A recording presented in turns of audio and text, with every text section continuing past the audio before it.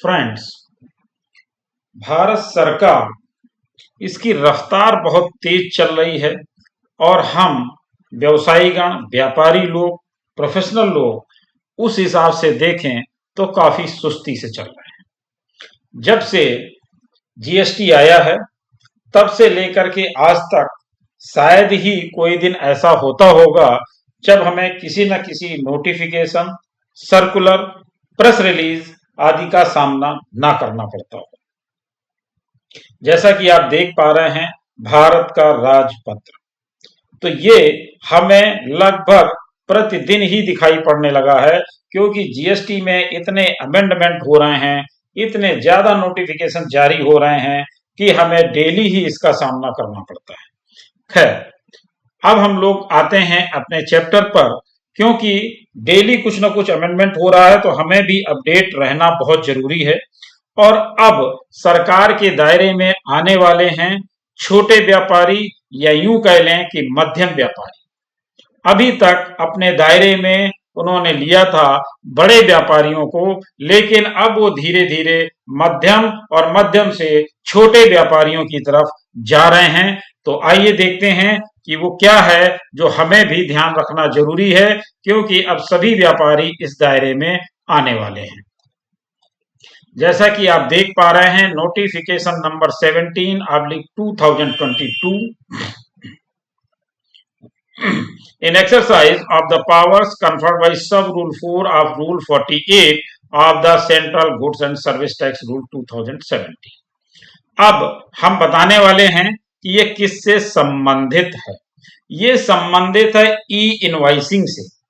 और जैसा कि आप लोगों को मालूम है कि ई इनवाइसिंग का सिस्टम सरकार ने जो शुरू किया था वो जीएसटी लाने के साथ नहीं शुरू किया था, ये शुरुआत की थी 1 अक्टूबर 2020 से। अब सोचने वाली बात है कि 1 अक्टूबर 2020 को जब सरकार ई इनवाइसिंग के सिस्टम को लेकर के आई, तब कितने करोड़ वाले व्यापारी इसमें आए थे? यानी 500 करोड़ से ऊपर वाले व्यापारियों के लिए ये स्कीम लाई गई थी। लेकिन बहुत शीघ्र यानी 1 अक्टूबर 2021 से सीधे सीधे इसकी लिमिट घटा करके कर दी गई 100 करोड़। उसके बाद 1 अप्रैल 2021 तक आते आते 50 करोड़ और 1 अप्रैल 2022 से 20 करोड़ पर यह लिमिट आ गई। यानी कितनी तेजी से सरकार इस लिमिट को घटाती चली जा रही है। 500 करोड़ से लेकर के 20 करोड़ के टर्नओवर तक आने में हमें कितना कम वक्त लगा, यानी 1 अप्रैल 2022 तक हम 20 करोड़ की लिमिट पर आ चुके थे। अब आज हम कौन सी लिमिट पर आ गए हैं वो देखते हैं। In the said notification in the first paragraph with effect from first day of October 2022। अभी हम इसी के साथ साथ ये भी चर्चा करेंगे कि ये इनवॉइस किसको बनानी है और किसको नहीं बनानी है, इसलिए वीडियो में अंत तक रहिएगा जिससे आपको सारी चीजें क्लियर हो पाए। First day of October 2022 for the words 20 crore rupees. The words 10 crore rupees shall be substituted, यानी जहां पर अभी 20 करोड़ रुपए लिखा हुआ है, यहां पर अब होने जा रहा है 10 करोड़ रुपए। कब से होगा? 1 अक्टूबर 2022 से ये चेंज आने वाला है। अब बात करते हैं कि ये किसको बनानी है और किसको नहीं बनानी है। देखिए, ये उन सभी लोगों को बनानी है जिनका टर्नओवर किसी भी फाइनेंशियल ईयर में 10 करोड़ रुपए से अधिक रहा हो, यानी any preceding financial year from